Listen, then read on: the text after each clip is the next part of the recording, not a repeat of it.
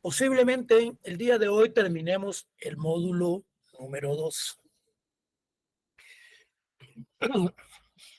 El último día de clase, nosotros platicábamos sobre quiénes son los sujetos del derecho agrario. Y en términos así muy generales decíamos que los sujetos del derecho agrario son todas las personas, son todas las instituciones. Permítame, la batería está baja.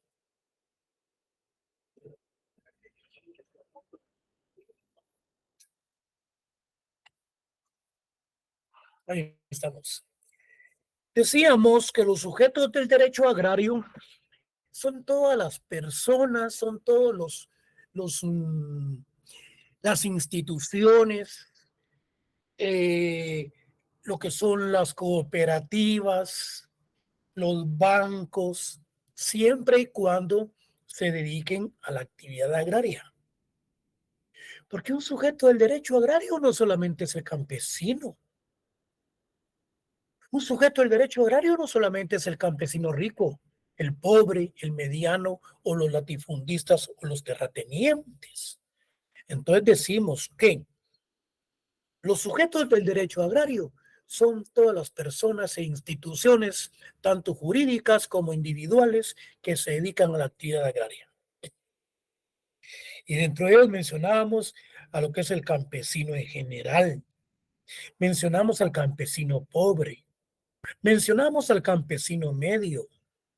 Mencionamos a los terratenientes, a los latifundistas, quienes son.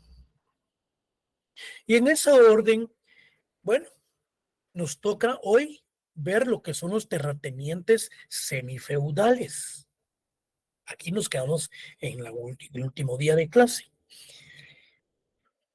No nos, miren, no nos confundamos ni nos que tenemos ideas encontradas, no. Cuando hablábamos en el curso del programa del desarrollo de la evolución de la sociedad, nos encontramos que ahí encontramos una época del feudalismo.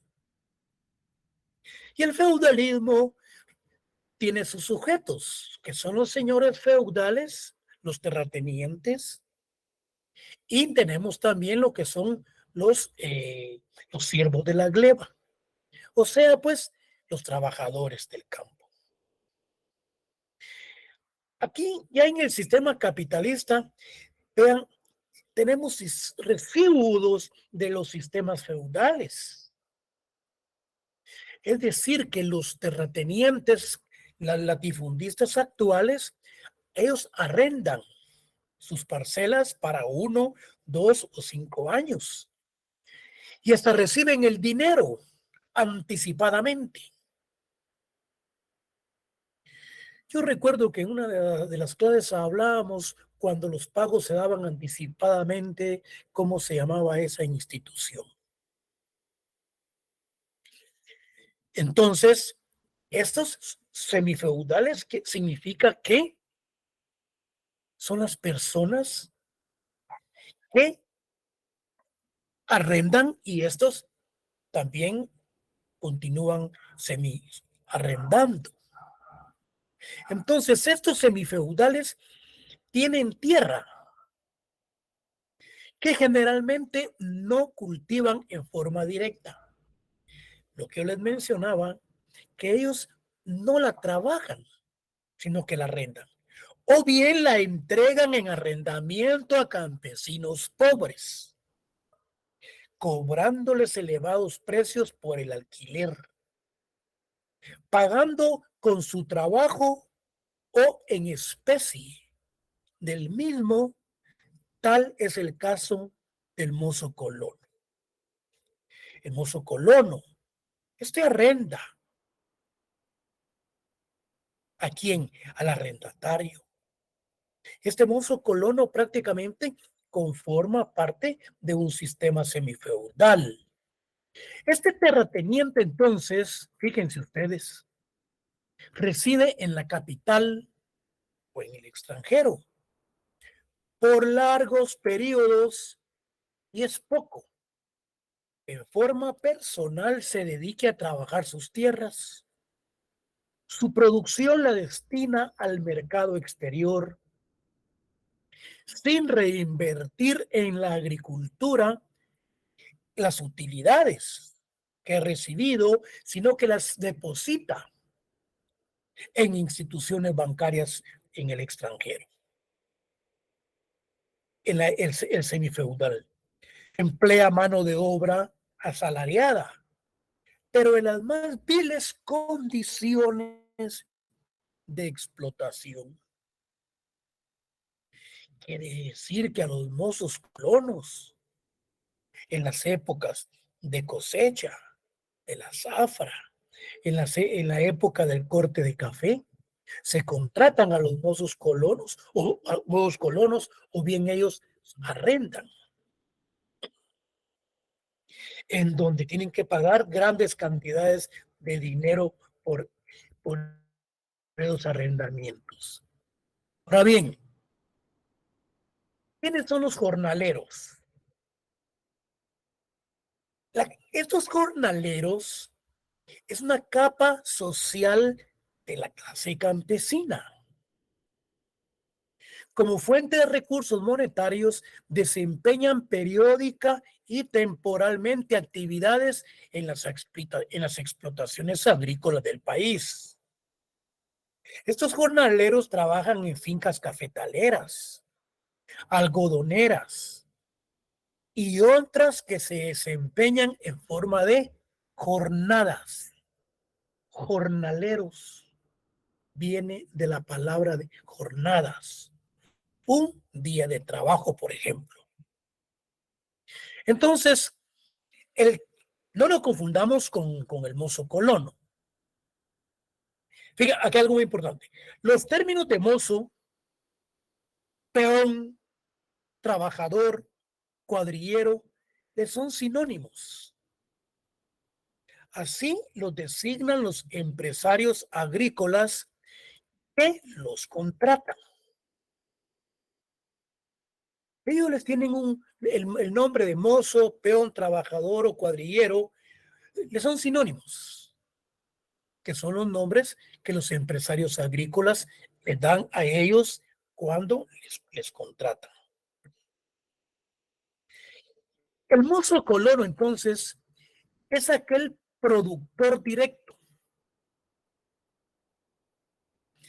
que trabaja y vive en una finca. El mozo colono es aquel productor que trabaja y que vive en una finca, que no es de su propiedad, y que recibe por su trabajo una retribución que puede ser monetaria en usufructo de tierra o en especie. Cuando hablamos en especie puede ser porciones o raciones de maíz, de frijol, etcétera, sal, o bien puede ser en forma combinada. Ahora bien, el obrero agrícola. El obrero, pues, son personas que viven en el área rural, venden su fuerza de trabajo por un salario en las actividades agrícolas de una finca, en una hacienda, en una estancia o en una empresa rural. Todos estos son sujetos de una actividad agraria. Luego entramos a lo que son las empresas capitalistas. En determinados procesos de la producción, estas empresas emplean maquinaria agrícola, abonos, fertilizantes, semilla seleccionada y otros elementos técnicos. Invierten un porcentaje de las utilidades que han obtenido, desde luego, para incrementar su capital constante, que necesitan también mano de obra calificada. Sus productos son destinados al mercado externo. Regularmente forman sociedades anónimas para la mayor escala de los artículos de exportación.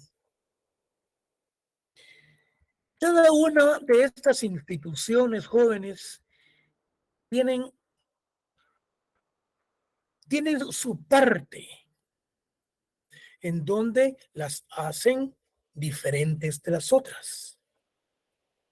Hablábamos entonces anteriormente de lo que es las empresas capitalistas. ¿Cuál es entonces la empresa agraria?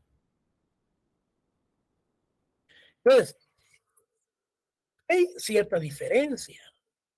La empresa agraria constituye un conjunto o coordinado de trabajo, de elementos materiales y de valores incorpóreos. Estos son lo que no se puede percibir con los sentidos. Entonces, materiales y valores incorpóreos, con el objeto de obtener beneficios y aprovechamiento de la propiedad y producción agraria, así como de las actividades conexas.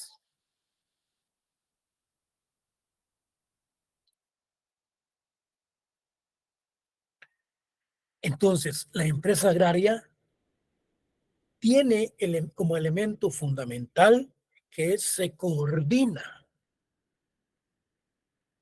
principalmente con relación a todos los elementos de carácter material.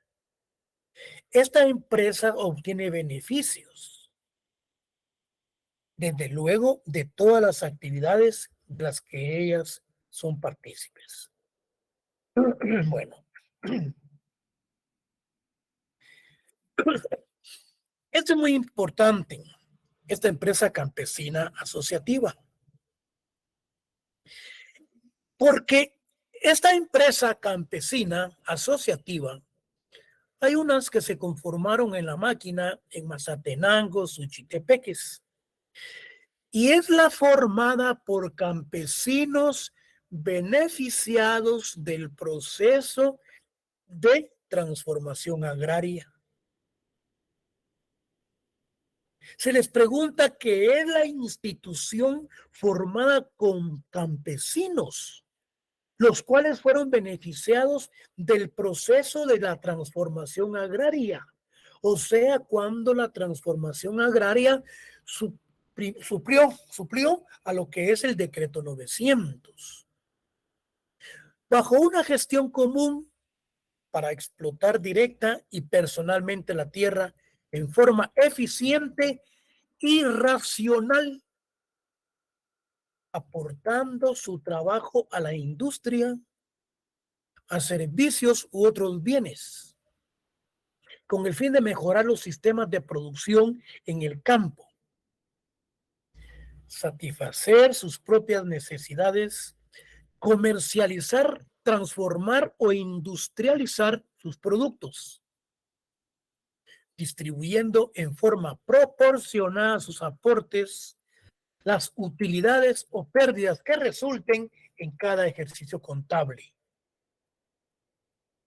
Esta empresa campesina asociativa se caracteriza por su naturaleza de propiedad social. Esto de propiedad social es lógico porque tiende a la satisfacción de las necesidades colectivas, sociales, lo que se entiende como copropiedad indivisible entre sus miembros de la tierra y de todos los bienes que forman el patrimonio de la empresa. ¿Cuáles son sus objetivos? Promover el uso eficiente de los recursos de tierra y de trabajo. Promover el mejoramiento económico, social de sus miembros. Crear sentimientos de solidaridad y ayuda mutua entre las familias beneficiadas. Entonces, esta empresa que estamos mencionando, jóvenes, campesina asociativa, conformada por el proceso de transformación agraria, atiende a los satisfactores y a las necesidades de esa colectividad, de esa empresa que se ha conformado a través de los principios de la transformación agraria. ¿Cuáles son las cooperativas agrícolas? Si ustedes se dan cuenta, esto que estamos viendo ahorita son prácticamente instituciones que conforman el derecho agrario.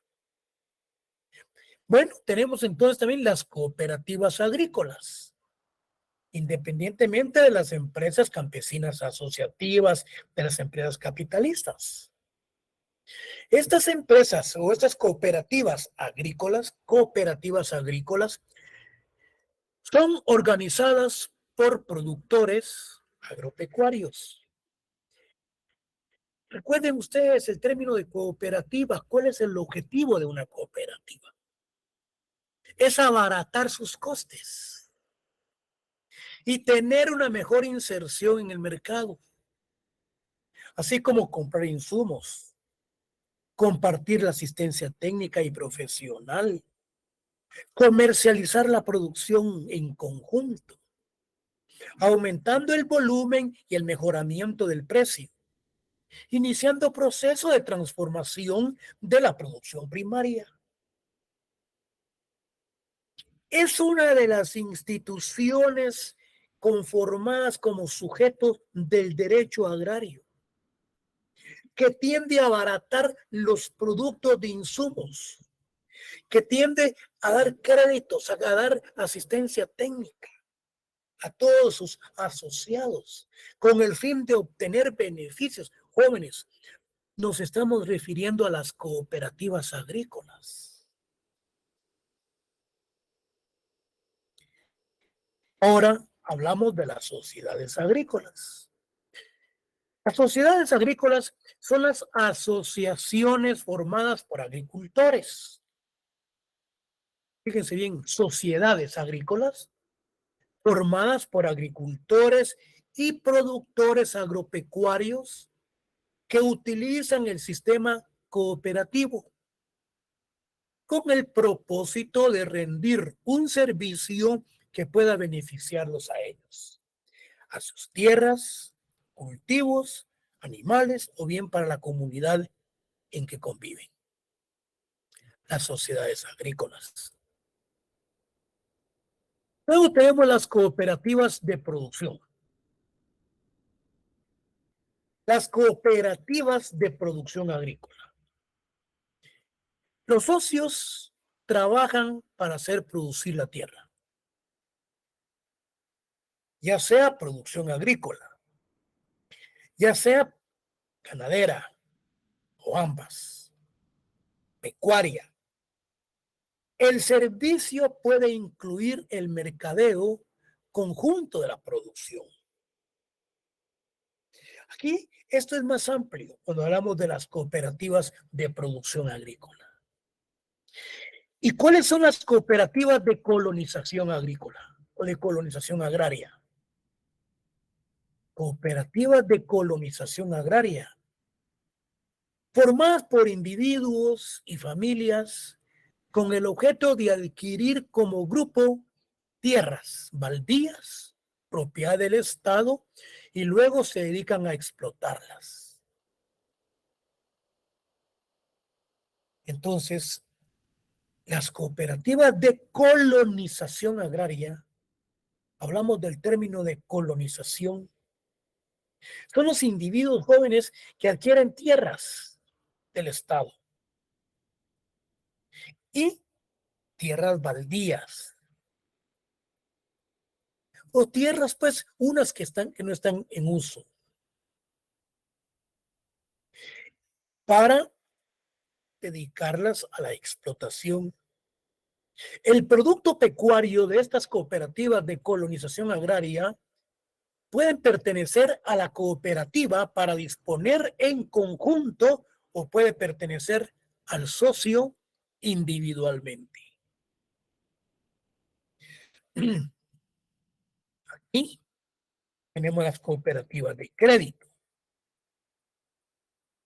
Puede ser un banco, puede ser cierto tipo de cooperativas. que tienen nombres específicos,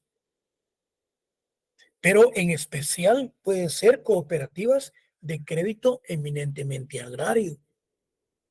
Entonces, esas cooperativas de crédito, su propósito es crear una organización parecidas a las cooperativas de ahorro y crédito urbano para financiar préstamos, gastos de producción, de mercadeo, de productos agrícolas y pecuarios asociados, financiamiento para adquirir tierras, edificios y maquinaria.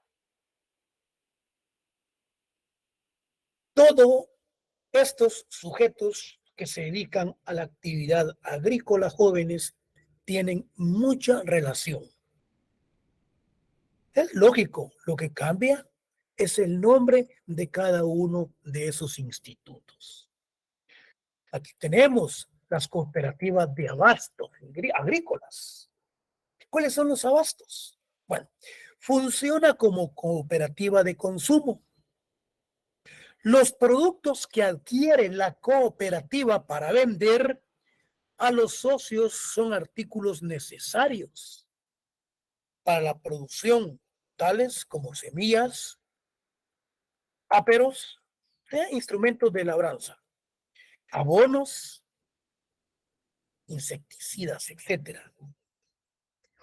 En algunos países, animales de cría, sus alimentos y medicinas. Cooperativas de servicios varios. Estas cooperativas de servicios, la cantidad de ellos pueden prestar en forma de cooperativa, así que no tienen límites. Bastarán algunos para señalar la variedad. Cooperativas de mecanización agrícola.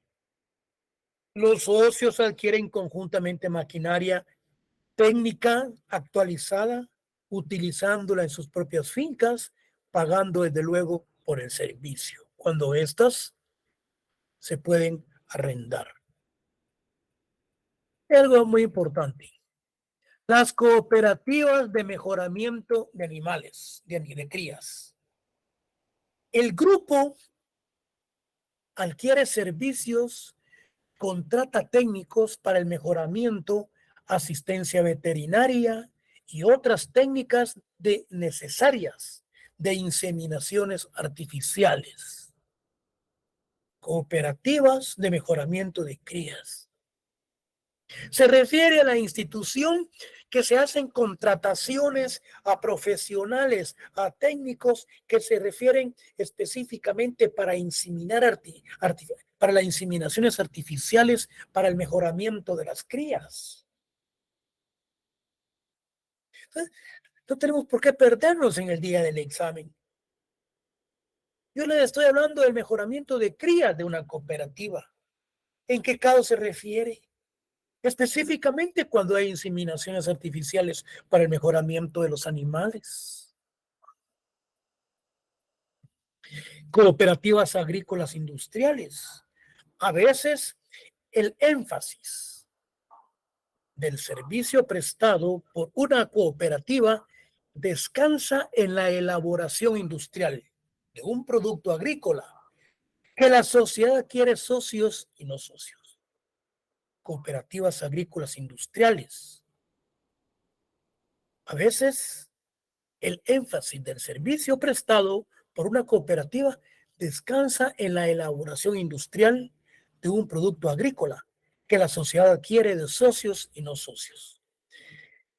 Más que todo, estas cooperativas pueden ser en aspectos especiales como en el caso de las inseminaciones artificiales. Por ejemplo, aquí tenemos un ejemplo. Un ejemplo, en una cooperativa que opera un ingenio azucarero o que compra vegetales para industrializar una fábrica de quesos constituida por productores de leche. Les mencionaba el caso de las inseminaciones artificiales como un ejemplo, pero estas cooperativas agrícolas industriales, este es más específico los ejemplos. Cuando se elaboran o se compran fábricas para la elaboración de quesos, para ya no estar haciendo, sacando la mantequilla, sacando el requesón, sacando cremas, etcétera, en una forma manual, sino que ya en una forma eminentemente industrializada. ¿Quiénes son entonces las comunidades agrarias? Están conformadas por una colectividad de campesinos que poseen o gozan en propiedad de una proporción de tierra, la cual aprovecha en forma colectiva bajo el régimen de comunal de copropiedad. Las comunidades agrarias trabajan la tierra en formas colectivas para el aprovechamiento de sus productos. Las cooperativas agroforestales. Las cooperativas, vamos a ver, agroforestales están constituidas para el aprovechamiento de la tierra y de los recursos naturales en forma directa y personal, utilizando mano de obra en forma complementaria, temporal o permanente. Aquí nos estamos refiriendo a los aspectos, por ejemplo, de los bosques, al trabajo que se elabora en los bosques a través de las cooperativas, el corte de árboles, los aspectos eminentemente forestales. Y luego tenemos las asociaciones campesinas. Esta es una agrupación de personas que viven en el campo y que se dedican en forma permanente, directa, a actividades agrarias, en tierras propias o en ajenas. Las asociaciones campesinas. Ellos se conforman, se asocian, viven en el campo, son permanentes, trabajan la agricultura, ya sea arrendando o bien en tierras que son propias. Bueno, aquí vamos a ver algo muy importante. Ya vimos lo que son las instituciones, entonces, en materia específicamente agraria. Ahora nos remitimos al Código Civil. ¿Qué nos dice el Código Civil en su artículo 464? Dice que se garantiza la propiedad privada como un derecho inherente a la persona humana. Toda persona dispone libremente, puede de sus bienes de acuerdo a la ley. También la Constitución Política de la República protege lo que es la propiedad privada. ¿Y qué nos dice el Código Civil con respecto al concepto de propiedad? Aquí hay dos aspectos muy importantes. El artículo 464 del Código Civil. Propiedad dice en sentido subjetivo. Artículo 460. Establece que son bienes de propiedad privada los de las personas individuales o jurídicas que tienen título legal y en sentido objetivo. Es decir, jóvenes, que este concepto de propiedad es aquel concepto que principalmente se encuentra registrados a través de un título. Artículo 460, artículo 464. Aquí nos vamos a lo que es la función social de la propiedad.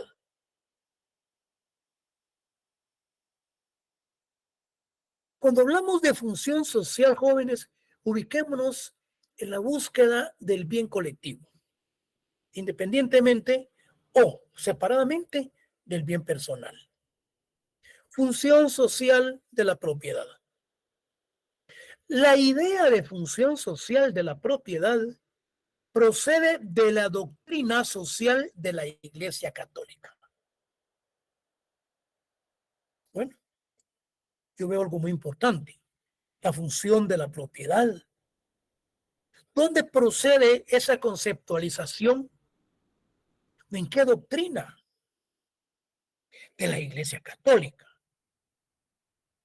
La función social es la que cumple el Estado mediante la promoción y desarrollo de ciertas actividades económicas, sociales y políticas. Específicamente, contribuye directa e indirectamente al bienestar de la población.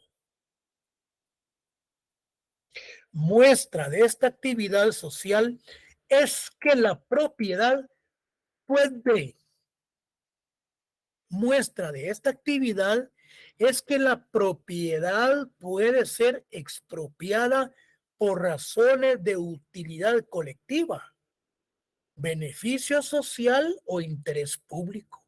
Lo que yo les mencionaba con anterioridad, lo cual está regulado en el artículo 40 constitucional.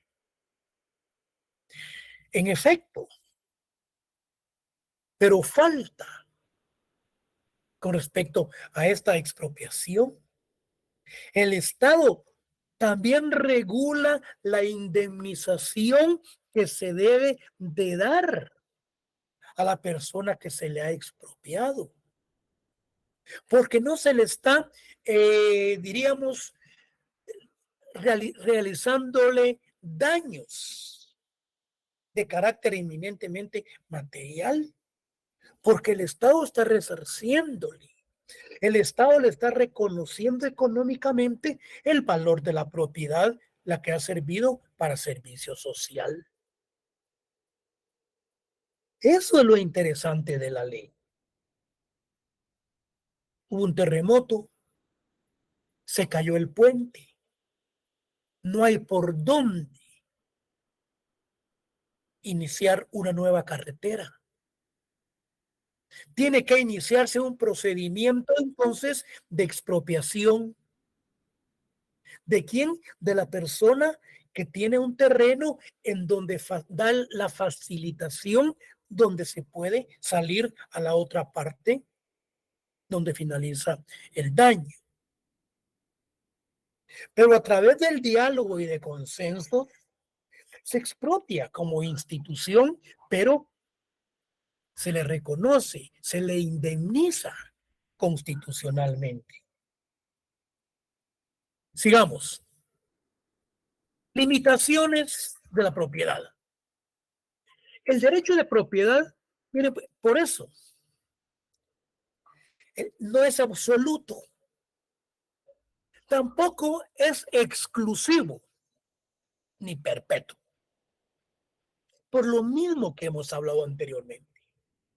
No es exclusivo porque hay restricciones y servidumbres que afecten el goce o el uso de la propiedad.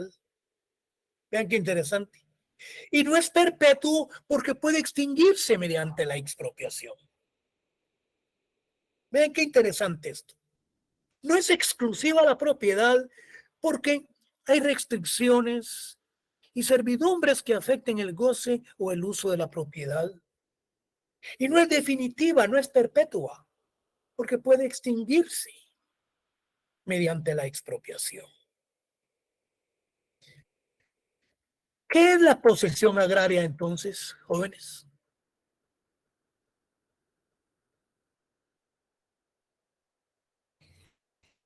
La posesión agraria radica fundamentalmente en tener el bien inmueble. Doctrinariamente se comprende que la persona que tiene la posesión doctrinariamente se cree que es el propietario, pero no. Lo vamos a ver adelante. ¿Cuándo existe posesión agraria? Fíjense, pues, cuando una persona, grupo, organización social agraria ejerce sobre un bien inmueble rural con vocación agraria,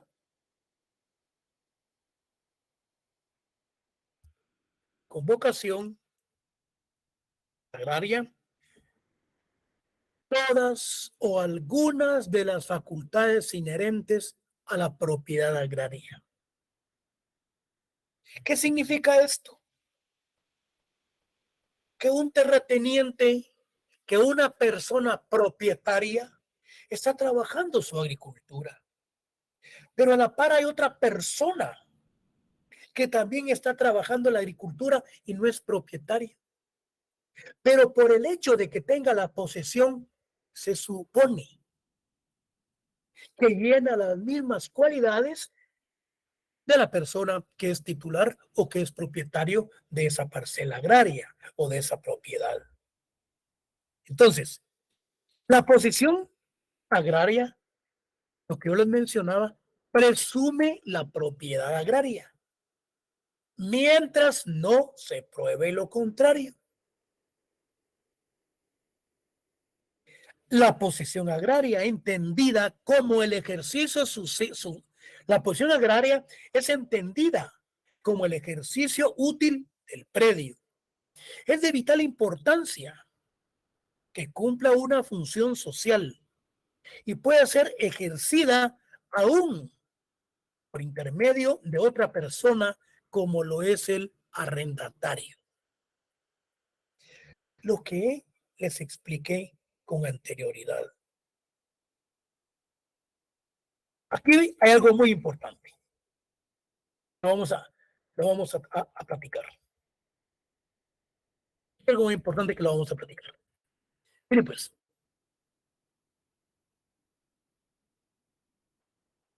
condiciones de la posesión agraria. Para que la posesión produzca el dominio agrario, se necesita que esté fundada en una causa justa, adquirida de buena fe, de manera continua, pública y por un tiempo establecido en la ley. Yo aquí les anoté los artículos del 612 al 641, el 620 y el 633 del Código Civil. Le voy a explicar esto. El Código Civil regula lo que es la posesión agraria. Hay unas formas de adquirir la posesión por medio de la usucapión, por medio de la titulación, por medio de las titulaciones.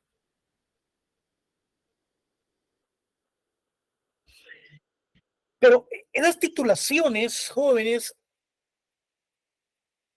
para que se dé la titulación es específicamente, uno, que la posesión sea adquirida de buena fe, de manera continua, públicamente y por un tiempo establecido en la ley.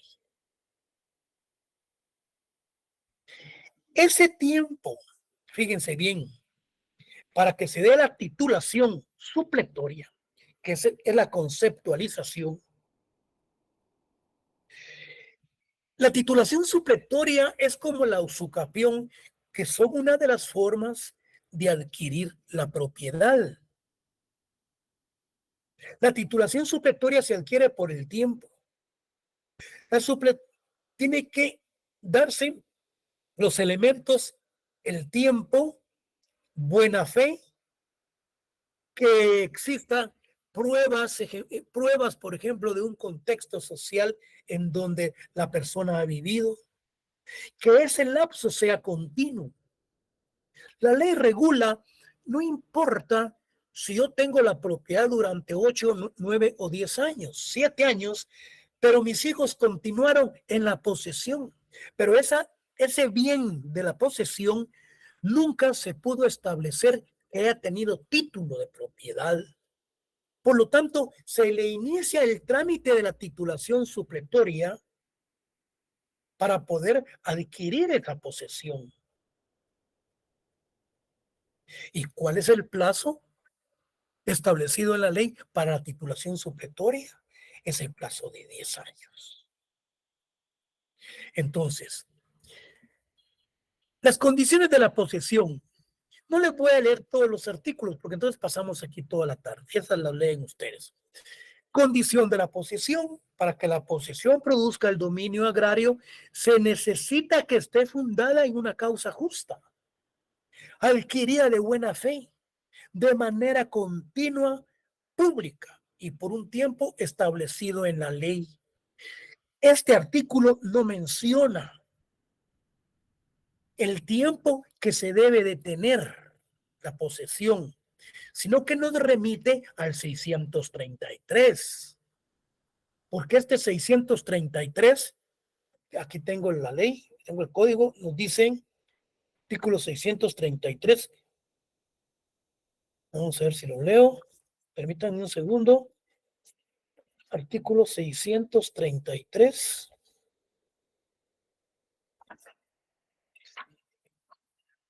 nos dice lo siguiente.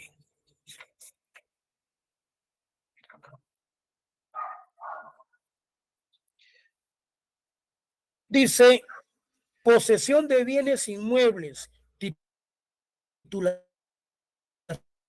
supletoria, dice. Tratándose de bienes inmuebles, la posesión por 10 años. Con las demás condiciones señaladas en el artículo 620 de derecho al poseedor para solicitar la liquidación supletoria a fin de ser inscrita en el registro de la propiedad. ¿Cuáles son esos elementos que señala el artículo 620? Que sea adquirida de buena fe, de manera continua y que sea pública.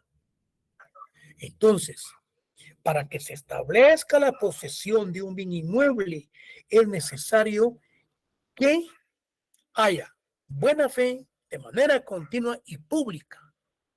Pero si yo les pregunto, ahí estamos bien para la posesión. Pero si la pregunta es, y para el trámite, y para el trámite de una titulación supletoria, como lo regula el 633, ¿qué tiempo debe ser el establecido? Porque la ley nos remite al 633. Entonces, sencillamente ustedes, como ya leyeron el artículo, saben que es por el plazo de 10 años que se debe de tener la posesión para iniciar el trámite de la titulación supletoria. Bueno, poco, pero bueno. Jóvenes, terminamos el módulo número 3. Permítanme, quiero ver algo muy importante. Este creo que es el módulo número 2, el que terminamos. No. ¿Ver algo? Permítanme, jóvenes, quiero ver el programa. No quiero que nos...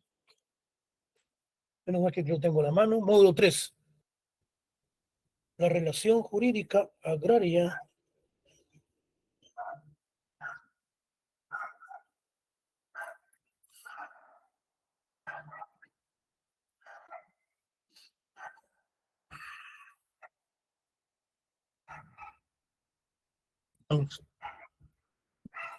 Módulo número 4. Permítame, vamos a ver contenido, módulo 1. Contenido del módulo número 2. Antecedentes históricos, aquí hablamos de el acuerdo socioeconómico, situación agraria. 3. Relación jurídica agraria. Aquí está. Sí, jóvenes, entramos al módulo número 4.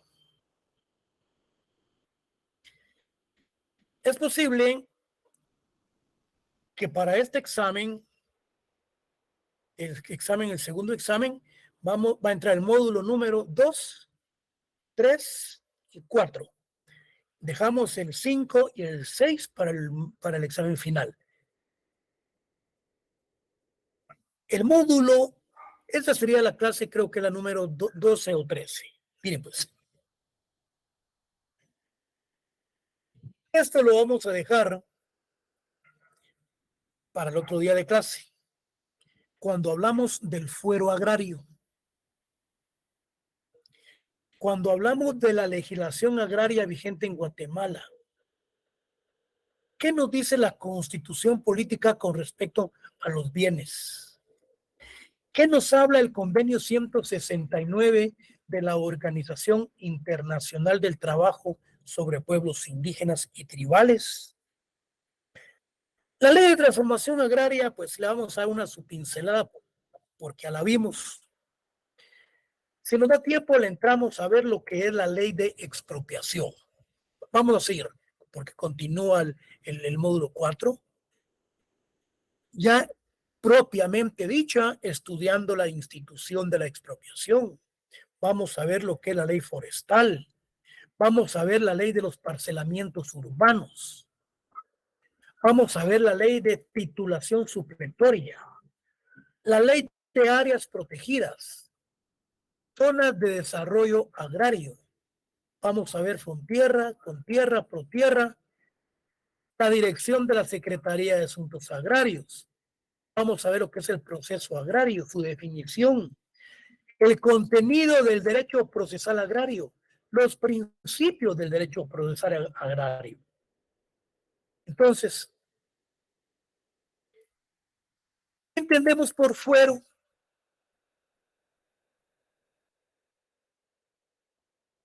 El fuero lo conforman todas las personas que se dedican a una actividad.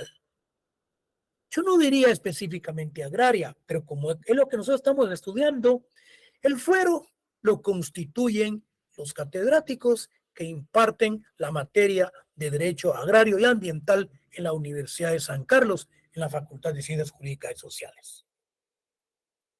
El fuero de catedráticos que imparten agrario. El fuero de catedráticos que imparten agronomía en la Facultad de Agronomía de la Universidad de San Carlos. Entonces, el fuero es ese conjunto de profesionales y de personas, no profesionales específicamente, sino que personas que se dedican a la actividad agraria en cada una de las circunstancias en las que ellos están trabajando. Jóvenes, acá nos vamos a quedar. Entramos con el módulo número 4, el próximo día de clase. Pasen ustedes feliz tarde. Feliz tarde, gracias, licenciado. Gracias, licenciado, muy amable. Gracias.